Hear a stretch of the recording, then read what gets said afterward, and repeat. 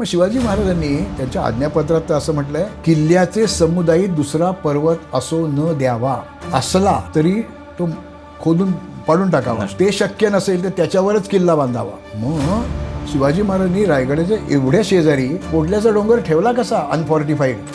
अरबी लोक होते, मराठ्यांचं स्वराज्य रक्षण करण्यासाठी लढत होते आणि तुमच्या आमच्यापैकीच अनेक लोक ब्रिटिशांच्या सैन्यातनं आपलं राज्य बुडवायला लढायला आलेले होते.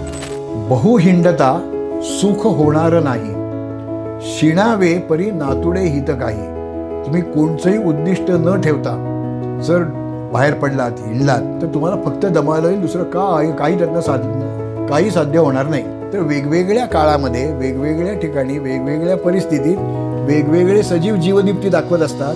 काजवी लुकलुकतात, ही तेजाळतात आणि या लाटा कळबळतात, त्यातनं प्रकाश बाहेर पडतो. असं हे बायोलुमिनेसन्स खूप मोठं वेगळं जग आहे. समर्थ इतके प्रभावी साहित्यिक होते की त्यांनी त्या घळी शेजारून पडणारा जो धबधबा आहे, गिरीचे मस्तकी गंगा धबाबा तोय आदळते, ते जे काव्य आहे ते वाचल्यानंतर हे वर्णन याच धबधब्याचं आहे असं वाटावं इतकं ते अचूक शब्दचित्र तिथे त्यांनी उभं केलेलं आहे. आणि या समर्थांच्या सगळ्या घडी या एकदा तरी नक्की जाऊन पाहण्यासारख्या आहेत. मग हेळवाकची गळ असेल, काय तुम्ही तोंडोशीची गळ असेल, ज्या ज्या घडी आहेत त्या अशाच अफलातून जागा आहेत